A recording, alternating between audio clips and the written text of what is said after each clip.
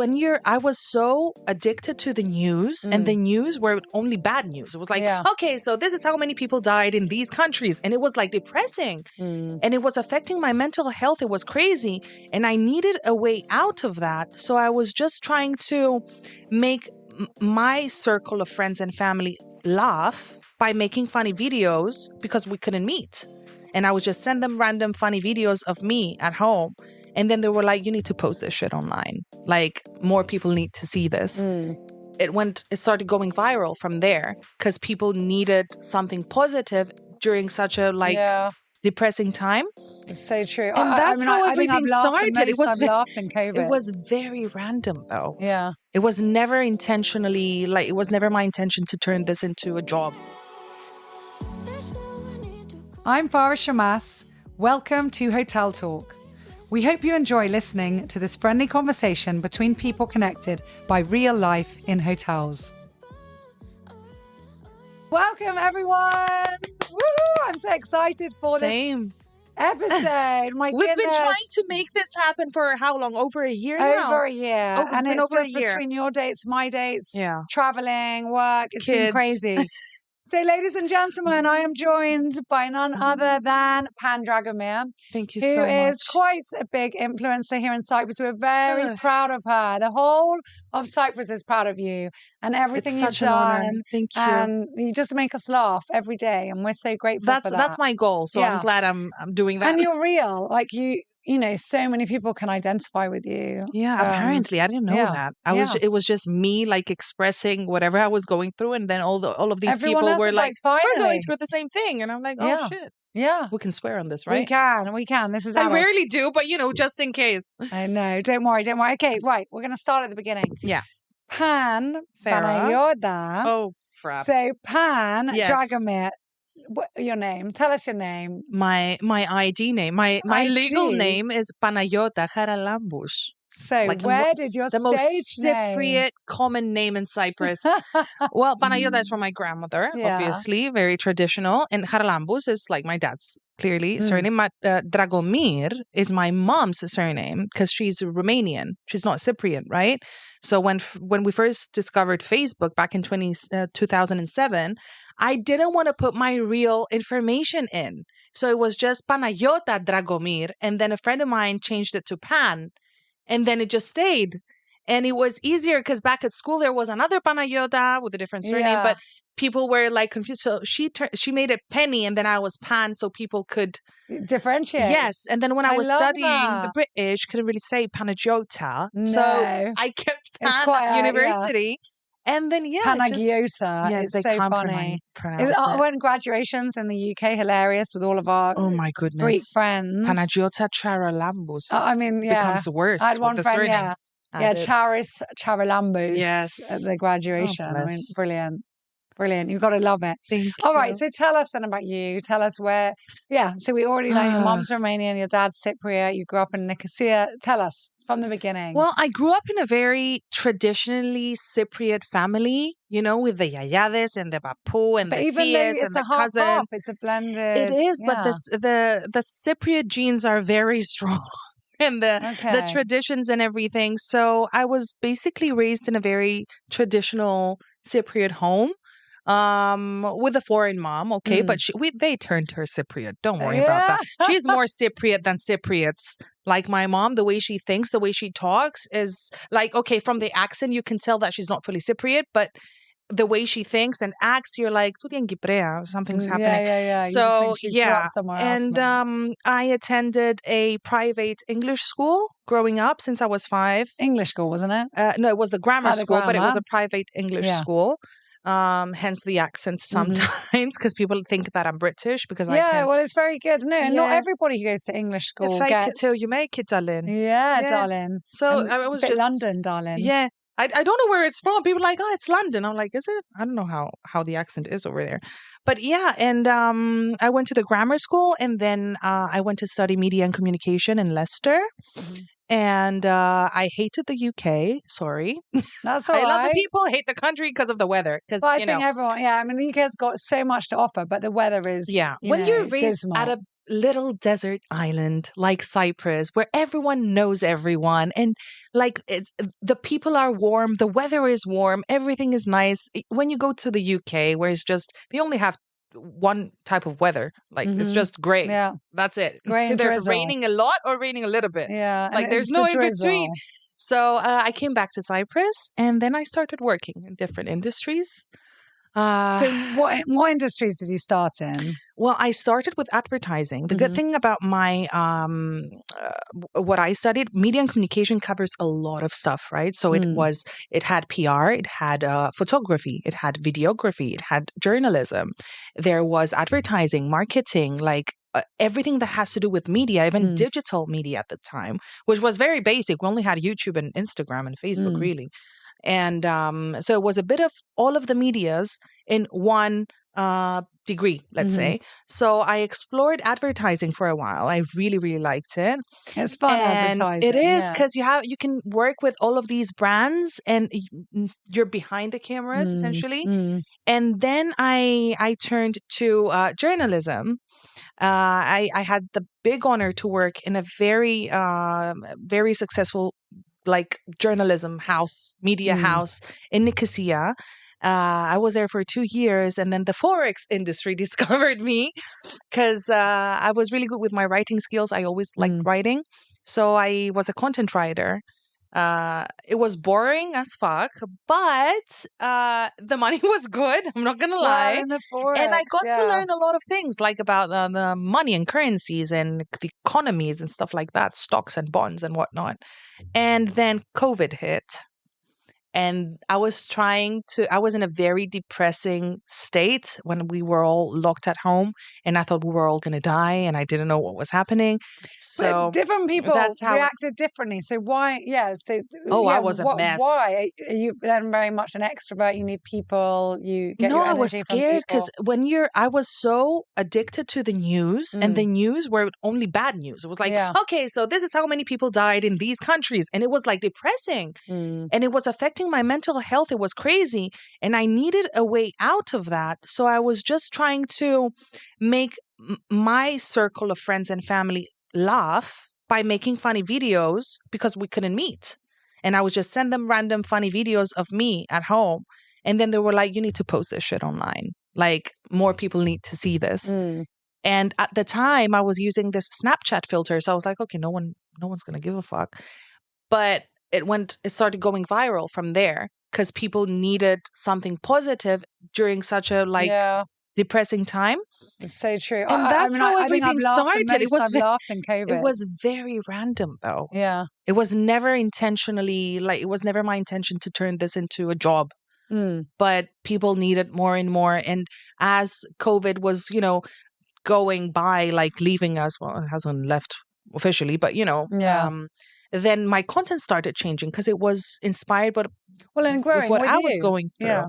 And here I am now. It's amazing. Full-time amazing. content and then, of course, creator. you became a mom as well. So that was part of your journey. I left the Forex industry to chase my dream. And what is your dream now? To make people laugh, honestly. But I get to work with amazing brands. So it's like, it's a blessing, basically. Like to do comedy and make something out of it, and being able to provide for your family and be there and do all of these things. It was, I don't know how to explain it. It was amazing. Aww. But motherhood is another challenging chapter. Like doing all of these things with a kid. And she's young. My goodness. And she's young. Your baby's 2.5. Yeah. So tell us about that. I mean, I get asked about this all the time. How do you balance both? And I think your job's a little bit more flexible as well, but still, there's only so much flexibility. Still, it's 24/7. It's 25. It's exactly being a mom. Well, so how are you balancing it? I have a supportive husband. That's it. Like, it's very important for your partner to be, everything is 50-50. Sometimes he does more than me, honestly. Like, there were times where I wouldn't see my daughter for couple of days straight because by the time I went home she was already in bed, so he had to take care of the bath times, the feeding, the routines, everything. And I think the only reason that I managed to do this is because he was hands-on. Like, I'm also, I'm the dad, so I'm going to do stuff. Yeah. And sometimes when people ask me and I tell them that my husband, the other parent, he also does stuff. But because and that people in don't itself expect is it. They're not... like, really, your husband? I'm like, well, isn't that how it should be? Well, in Cyprus, we're still far away from that. That's why we have a lot of these conversations and topics coming up time and time again at women's conferences, on government levels. There's a lot still in our culture mentality where, but that's for the mum, or the mother needs to do that. I'm hoping that this will not be the case in a couple more years.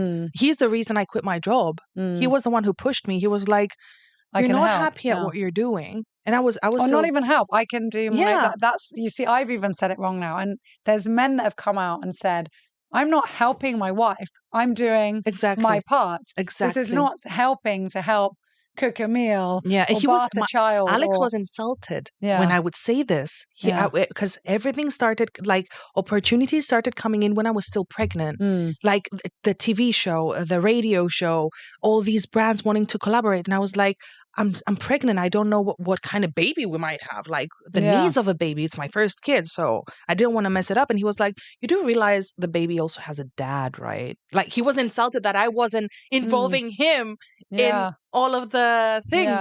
So I knew that he was it would be okay eventually. That's amazing. Yeah. Well, I hope people are listening to this and taking inspiration. Mums and dads, because I think more people need to know that and see that. That reality. Well, he's with my daughter right now. I know. Otherwise, you wouldn't be there. Yeah, exactly.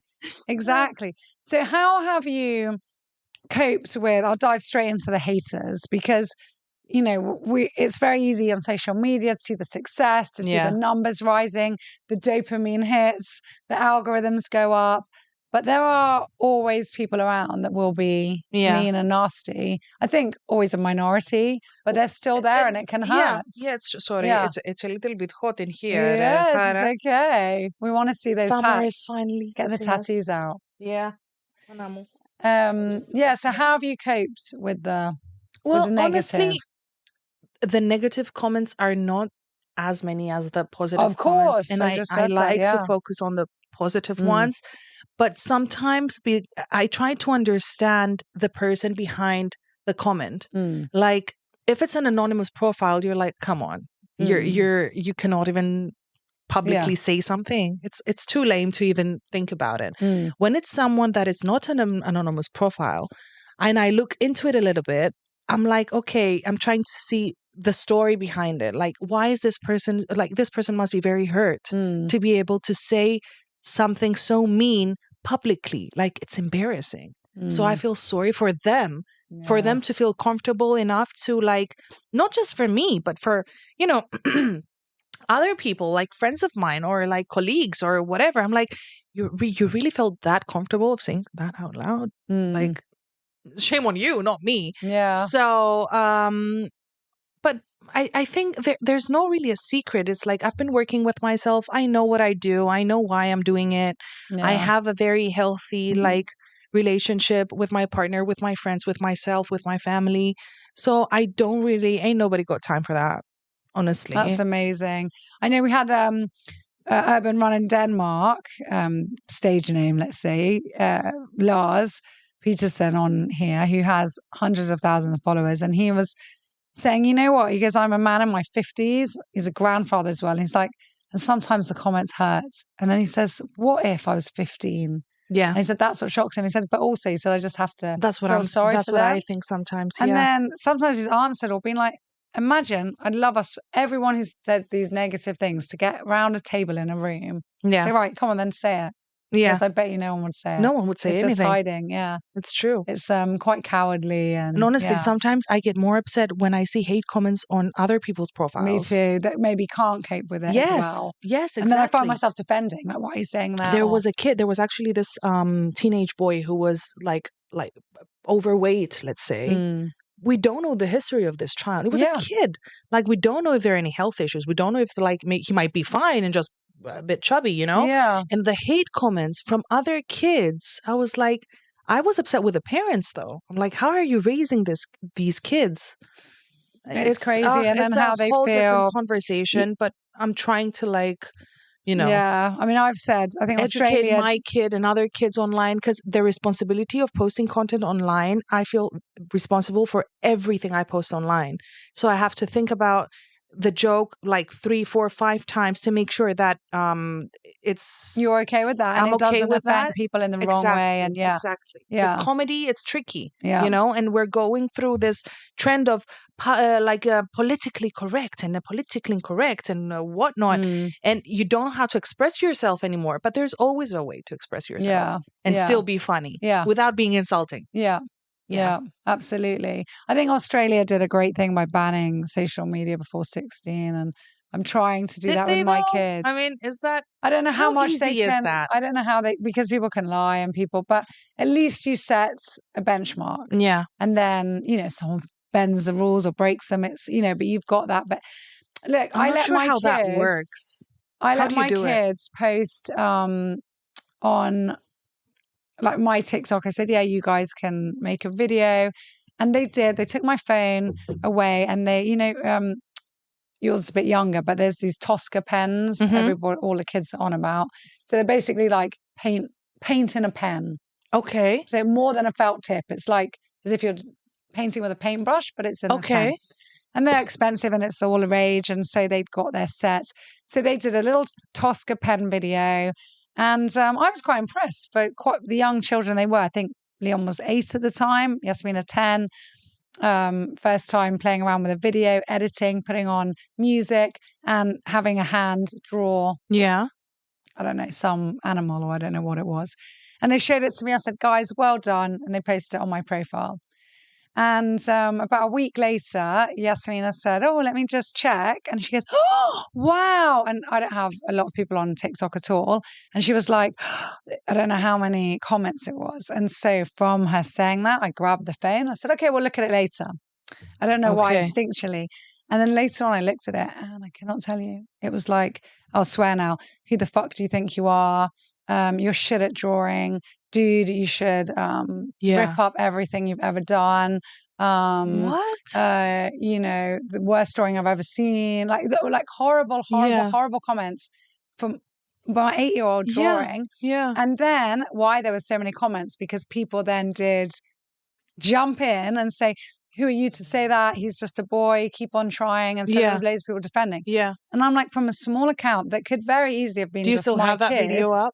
No.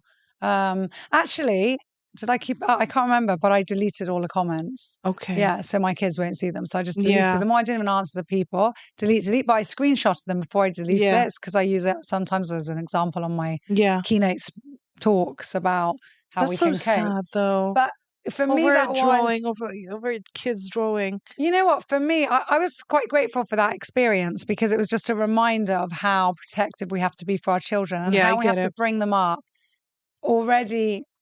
If it's possible, being secure enough to know you are going to get that and how you're going to cope with it. I agree with you on that one. That shouldn't topple you over. Yeah. There were just people. So they didn't see any of the comments? No. Good. But now I just tell them, guys, when you do go on social media, there's going to be awful people out there. Yeah. And so they know. And I'm like, it's nice to be with you. It's them. Yeah. And So moving on to more positive things. Tell us about fun stories, fun comments or experiences or something in your journey that's made you laugh or happy. I laugh every day because I have to brainstorm every day for content. And most of the time, the inspiration comes from a discussion that I might have with my husband. I'm like, oh my God, if I turned this into a skit, it would have been so funny.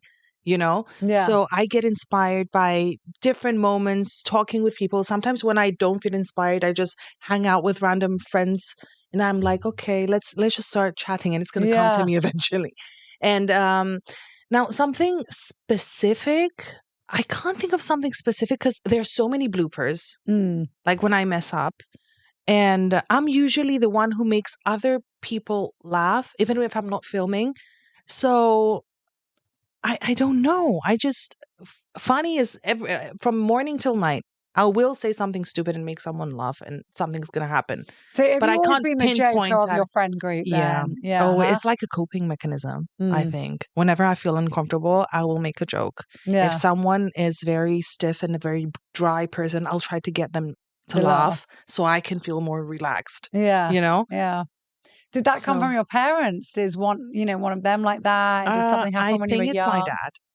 My mom won't admit it because she's also hilarious herself. But I think like my sense of humor is more of my more from my dad's side, my dad's side, because he's an insult comic a little bit, and he trolls himself as well. But he makes you laugh by pointing funny things that will also make you laugh, you know? So I think I get it from my dad. Yeah. Yeah. They're both crazy though. Both of my parents are crazy. And are in a good way. all your followers, because most of your content is in Greek and Cypriot Greek, so the majority are Cyprus-based or I guess Greek-speaking diaspora all around. I was so amazed by Cypriots in all these different countries. Like I knew Greeks and Cypriots are everywhere, but I didn't expect such big numbers, especially Australia. I was about to say it must be Australia. Oh my God. Australians are like, and the diaspora is so like proud of their roots, and they try to keep all of the traditions and be up to date. And they're like, I feel like sometimes we're being too snobby about where we come from.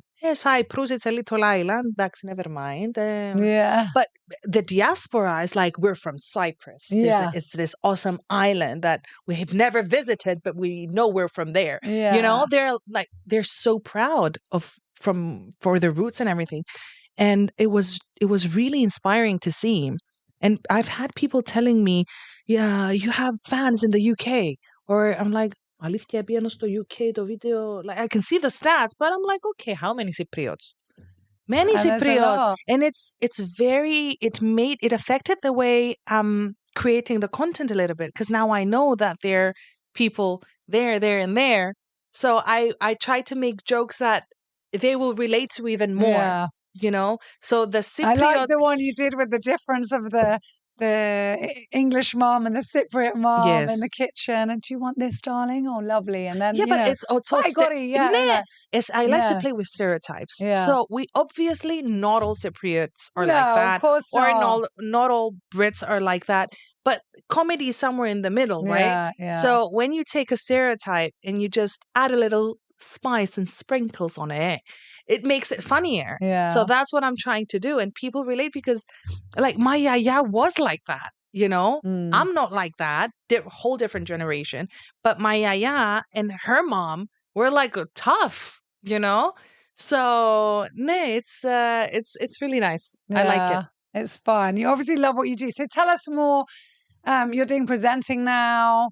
Yeah, tell us more about the other side. Well, presenting is something that I've been exploring the past year. It was something that was scaring me at first, right? Because when you hear about the word presenter and you're thinking of an event, it's usually something very serious, like ladies and gentlemen, thank you for coming to the Sandra. And that is boring as fuck for me.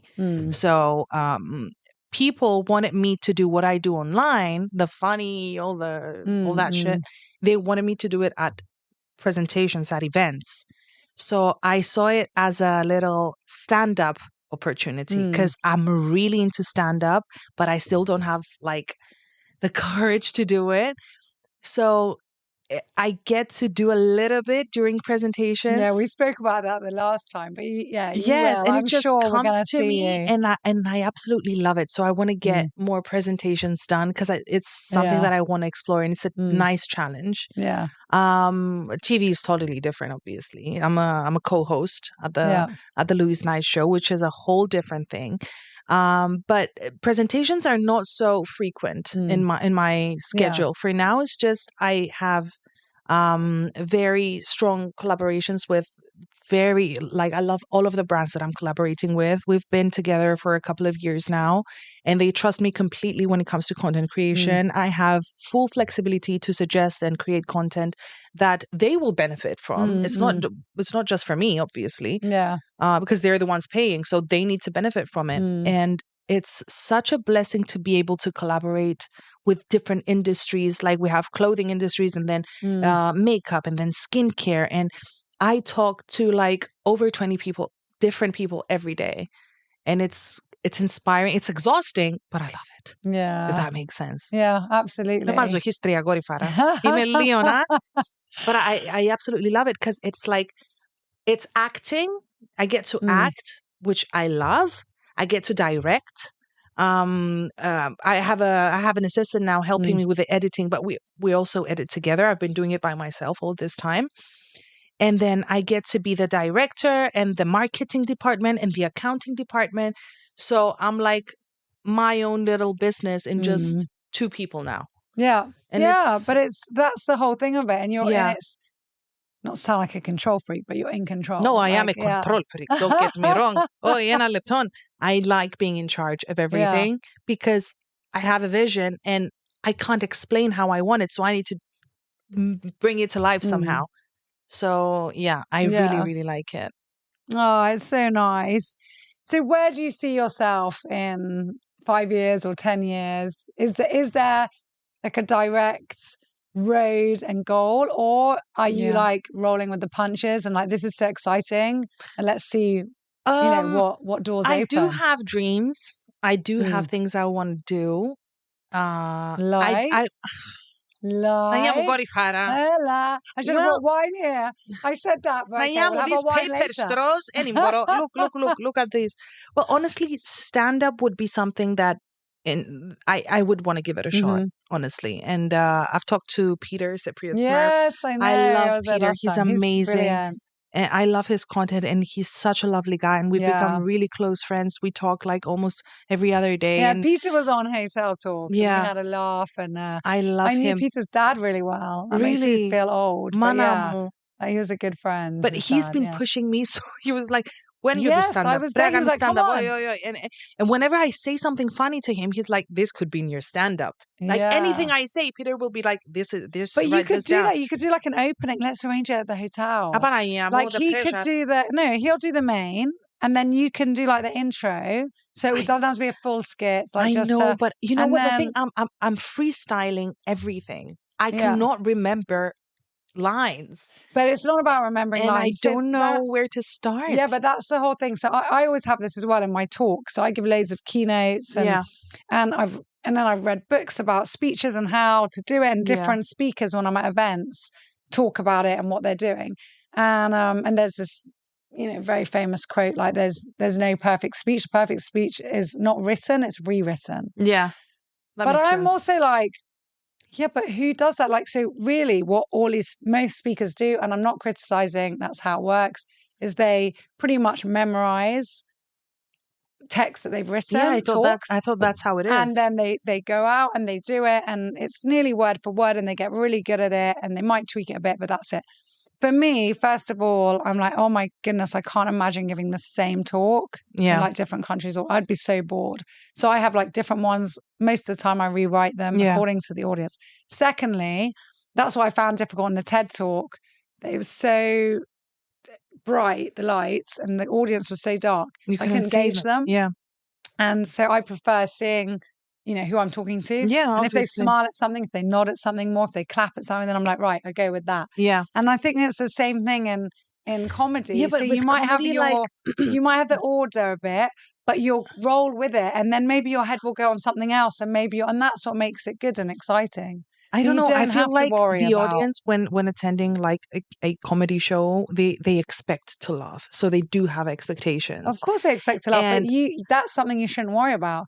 You don't want to be so prepared with pre-rehearsed jokes that may or may not work, that will come across unauthentic, that they'll say, oh, no, you want to be on the thing. And when someone laughs, say, it's easier said than done. But you do a smaller. Come on, I'm like, here, yay, do it.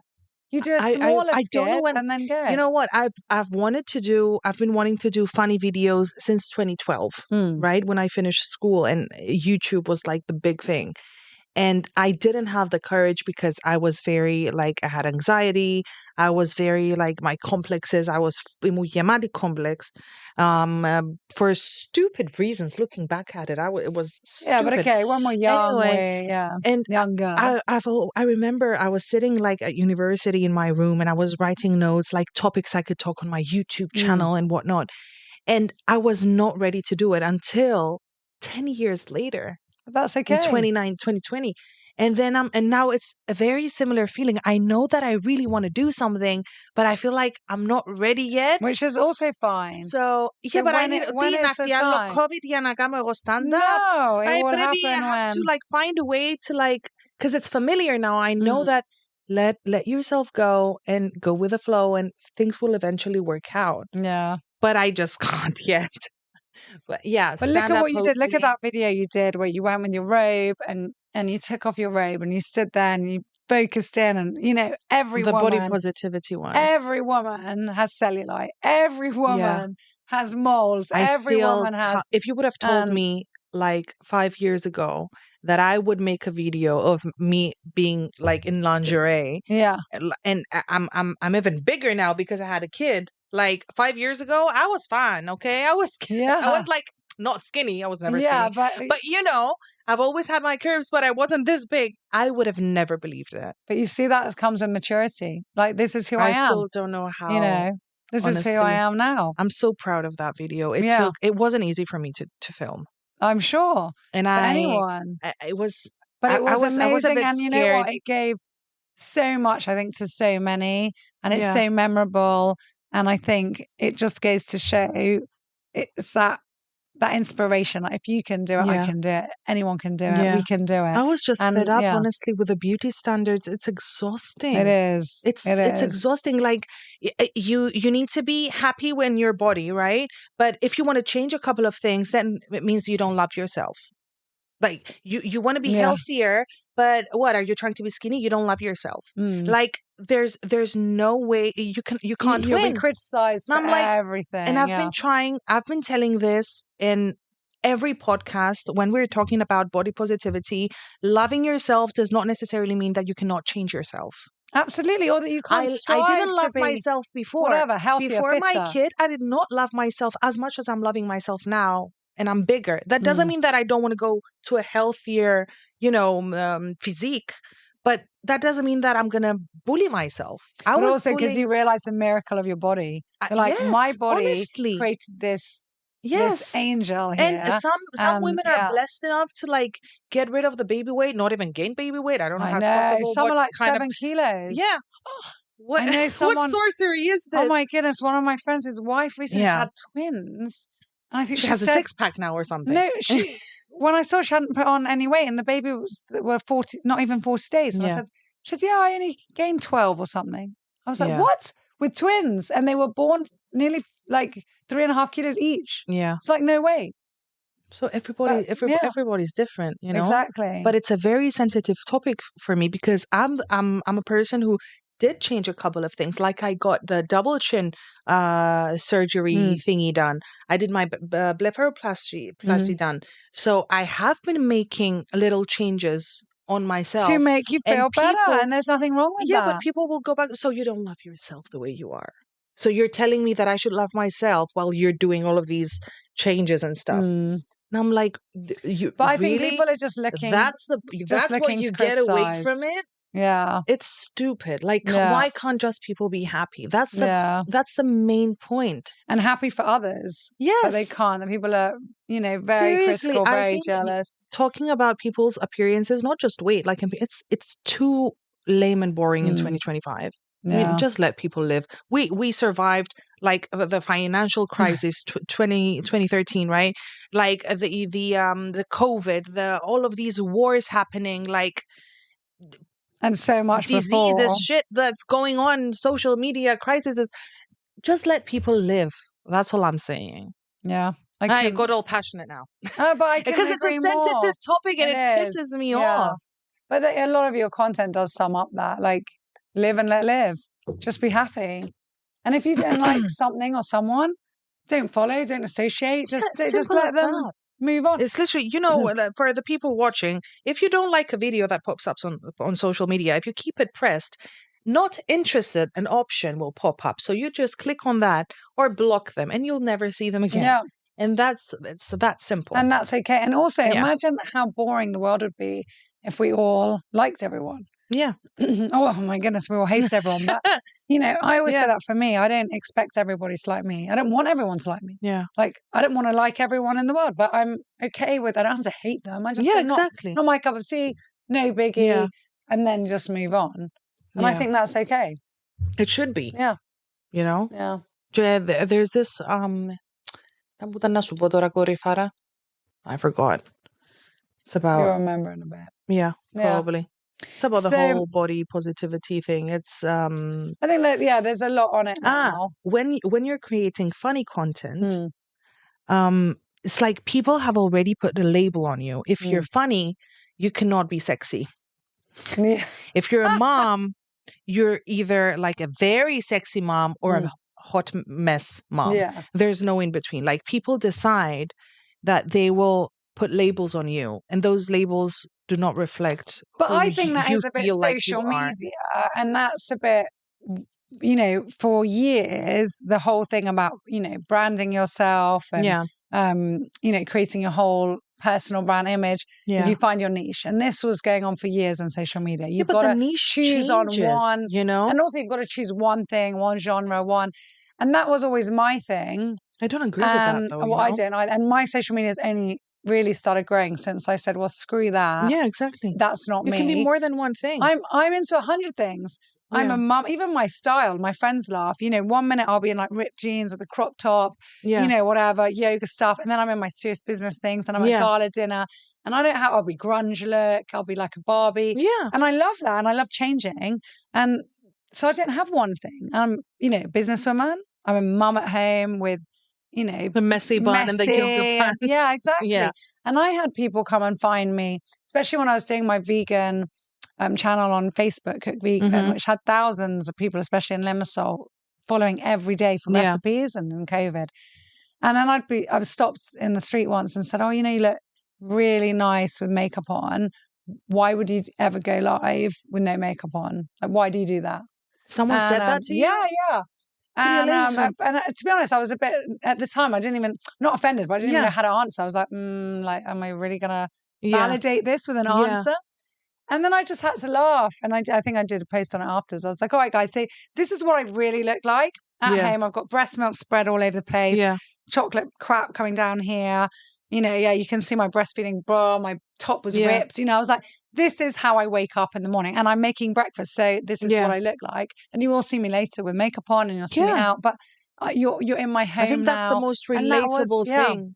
Yeah. Because all of us are like that. But I think there are so many stigmas, especially in Cyprus. Maybe not more than the rest of the world, but we feel it more because we're a small society. Yeah, it's true. And it's easier to point fingers. All about, you've got to have your hair done. You've got to all be wearing your designer things. You've got it all. My mom, I remember when she was in the UK for, she moved in 2011, right? So when she came to Cyprus for my daughter's baptism, like 10 years later. So she hadn't been in Cyprus for 10 years. So her mentality was 10 years behind in Cyprus. Yeah. And when she came and she knew that people knew who I was, but I was always in like jeans, messy bun, t-shirt. She's like, this is how you will go outside. But people now know who you are. Before, okay, no one gave a fuck. Yeah. But now, shouldn't you be like, and I'm like, Mom, no. Yeah, because that's I started in COVID. It's fine. Yeah. I looked like, it doesn't get any messier than that. Yeah. So she came again a couple of months later, like a year later for the wedding. And now she visited again in Easter. And she didn't say anything. Yeah, because she got used to it. Okay, this is the new normal. Yeah. For her to go out. No. And it's true. Yeah. It's true, and we have to just break those stereotypes. Like it's okay slowly. Exactly. We're getting there. Yeah. Okay, so tell us favorite quote. Favorite quote. Oh. I ask everyone this. I love this. I think I should make a book of. We're on like over 150 episodes, it's and not all really the quotes a have quote. Been different. It's from a song that my aunt, my dad's sister, would always tell me since I was little, she would say, God will make a way. And in my darkest times, that's the only quote I've had. It was my first tattoo. It's in Arabic now, but it doesn't look Arabic. It looks like that's nice. Why did you choose Arabic? Hieroglyphics, because I like the the letters. And I always tell myself when I'm going through a difficult time, God will make a way. So it's not really a quote. It's actually a song on YouTube if you look it up. And that's honestly my to-go quote. I love that. Yeah. God will make a way. So tell everyone, happiness waits for you. Yeah. Bonus question. Drum roll. I didn't need to do the drum roll. How do I do it?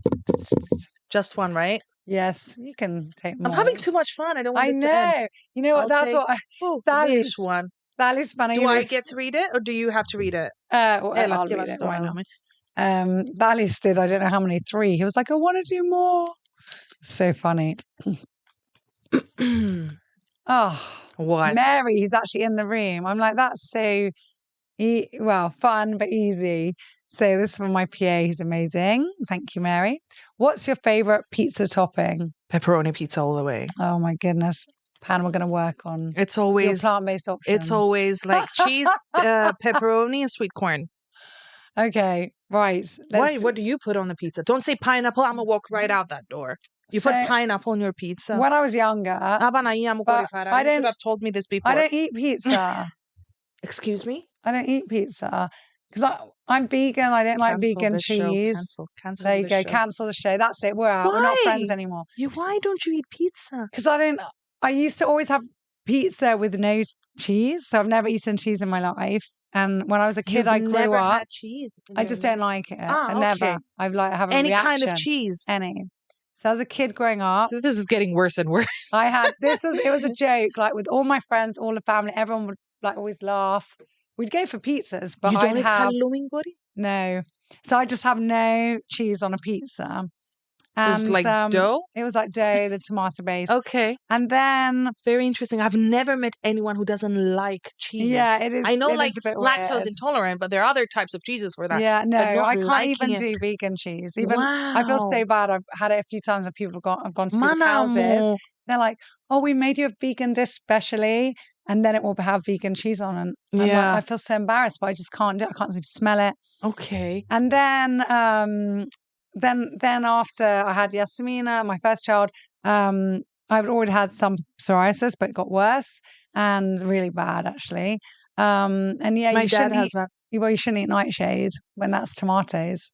So I still don't do tomatoes. So then it counts. Say forget it. I just have garlic bread.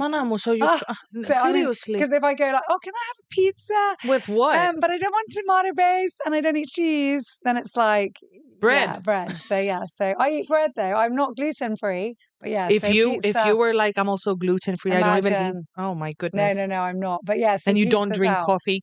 I don't drink coffee. Lots of vegetables, but I drink lots of wine and whiskey. That's something. So, but what do you eat? What do I eat? I sound like the most typical Cypriot. What do you mean you eat no meat? Actually, you know what? We should do a reel on this together. It'll be hilarious because this is what loads of people do ask. They're like, but what do you eat then? You don't eat meat, you don't eat souvlaki, you don't eat souvlaki, you don't eat. But for me, I'm like, what don't I eat? I don't eat anything that from an animal. So anything that has a mother, I do not eat. So you eat fruits? So I eat fruits, vegetables, legumes, nuts, pasta. Yeah. Are you a pescatarian or not even that? No, nothing. Yeah, I don't eat honey. I don't. Well, there you go. But this is the secret. I was always slim. I wouldn't say that because also some vegans find they put on weight when they become vegan because they eat more carbs, they eat more pastas, and they won't have. This is why I'm not vegan. Yeah. That's what. That is it. I knew. I actually, when I was little, I did consider it. Like I was so into the whole, and we didn't have so many vegan options. Yeah, no, vegetarian, not vegan. It was vegetarian terrible. options. I used to fast when I was a teenager, and I was starving at the end of the 50 days. There was nothing, and in the UK it was even worse. Yeah, and anything has like milk in it. If you read the label, there's always got milk powder, whey, like it's in there, butter. It's put in everything. So it's tough, and I didn't really know how to cook, so I was like making really bland. It was terrible, but No, and then I learn, and that's part of my thing, is trying to help people, even not go full vegan, but just eat healthier. Yeah. So that's why I started my Facebook, Cook Vegan. I've had 4 recipe books out now. Wow, I didn't know that. Yeah, and my whole thing is to help people. I'm like, you don't have to go vegan, but why don't you do a meal a week, and then why don't you go to a day a week? And then you'll try that, honestly. how you feel better. So you don't have to go the full mile. Just little by little. Do you have easy recipes for people who suck at cooking? All my recipes are easy. They're all done in under 20 minutes with things you already have at home. So you're not like searching in a supermarket for something you've never heard of. And That's it's with so cool. aquafaba. And you should tell me more about that, honestly. Like, because I'm very lazy and I've been spending way too much money on delivery. A nice thing, for your daughter to eat like healthy food. Are your kids vegetarians, vegans, or are they? So no, my eldest has chosen to eat meat, which is fine, and but she is predominantly plant based. Like, given a choice, she will always go towards the fruit and veg. Yeah, but she does. She eats her. She's not so prone to fish, but she eats meat. Okay. And then my younger two, are pescatarian. Pescatarian. They do have eggs and they have fish. Not like every day, but every week they'll have fish once or twice. But then, and at home, hence the brand and the name on Facebook, I only cook vegan. That's where Cook Vegan came from. Okay. So yeah. Very interesting. But again, they don't even, we still have, let's say, pasta bolognese. We just use soya mince, or we still have, so all these things that you're Do they used like to eating. Cheese? They do. None of them are like me. Cheese averse. Okay, so there's still hope. They don't crave it, but they will all eat cheese. Oh man, I can't believe I met someone who doesn't like So my mum is shock. like you. My mum could only eat cheese. Yeah. Like easy. She loves cheese. And that's my theory. How pissed was she when she found that? She just can't understand it until now. But I think that this is a joke, but it might be true, that she ate so much cheese pregnant with me that I came out and I just went, never again. You don't like anarin, Cori? No. Memeli, me canela, bubano. Catholo. Like, I can't even, if we would go out for, let's say, a pasta. Yeah. And you put the Parmesan, then the Parmesan has a strong smell as well. I'll have to ask for the Parmesan to be moved. Cori, the trima, and like, man, I want to give you a hug. I want to hug you right now. But that's why it was easier. I do say that it was easier for me to go vegan than for other people, because cheese is addictive. Yeah. So it hits the same part of your brain, the same brain receptors as heroin or cocaine. Yeah. So it is actually addictive. That's why we're turning this into a whole different podcast now, but it's so interesting. We were closing up. Yeah. Now we'll get into So that's where it's So it's very. You should have another podcast which is going to be food related and call it "Don't Say Cheese." Don't say cheese. Yeah. Don't say cheese. Don't talk to me about cheese. So true. Wow, that'd be a good one. But yeah. So do you want to ask me something? I do. Come on, let's have one more. I want to answer more. I really like these questions. I feel like I'm on, Miss World. Yeah. How are you planning to world peace? What do you want for the world? That's number 5. This is Elizabeth to you, Matt. If you could instantly master one new hobby or talent, what would it be? Speak every language in the world. That would be that. If it's the same, if you ask me what superpower would you want, I would say speak every language and dialect in the world. Yeah. I think that's one of the feeling and being invisible or flying. If you can communicate in all of the languages and dialects in the world, you can go anywhere. I'd be happy with 4. How many languages you speak? No, you see, I'm an embarrassment to the Lebanese race. You don't speak Lebanese? All Lebanese speak minimum 3 languages, minimum. I mean, Arabic, French, English is like the basic. They consider you're not even multilingual with that. Okay. That's like, And then they come out of the womb speaking those. And then they learn German or Greek or French. So or how many Russian. languages do you speak? So no, I just English. English, and my second language is Greek. Like my I really try talking to me. No way, not on the Lewis. So Lewis took the piss out of me. I spoke in Greek on a cooking with Christis Indages. I can't remember how many years ago now. Maybe it was 5 years ago. And we were doing vegan. So, okay, he was taking the piss about the vegan thing. Yeah. But then I was laughing. He called me Americani. And I never saw the episode, but everyone was like laughing and calling me like, oh, Farah, you should see this. It's really cool. So then when I saw him out, I said, Ada, come on, let's do a one together. Yeah. But I'll test your English. He's like, no. Yeah. Ate korifara. Θέλω πάρα πολύ να σε ακούσω. Later, after some wine. Okay. Nah. Challenge accepted. But challenge accepted. But yeah, and then my Arabic, I've forgotten whatever I knew. I love Arabic. Yeah, but I've got to start again. I like strong languages, powerful, like German. People say that German is very like aggressive. I love it. My mom's half German. I was learning German at school. Were you? Yeah, I don't remember French? You did French? Yeah, a little bit. Yeah. And how were you with them? Were you good? Well, honestly, French was easy because of the Latin root that Romanian has. So it was easier for me. You do speak Romanian? Yes. So obviously Romanian, Greek, English, and Greek. And the rest is just accents. A bit of French and German from school. I can just a couple of sentences. Really? Yeah, I can't remember. But if I practice like a paragraph in French or German, I can fake the accent. So it makes you think that I'm speaking fluently, but I'm not. I'm just repeating whatever oh my God, I read. let's end on that. Okay, come on. Let's do the accent challenge. Okay, you do German. Nein. Ich habe mein Deutsch vergessen. Ja, ein bisschen Deutsch. Das ist gut. Ja. Sprichst du Deutsch? Das, ja. Ja. Okay, French. Do French.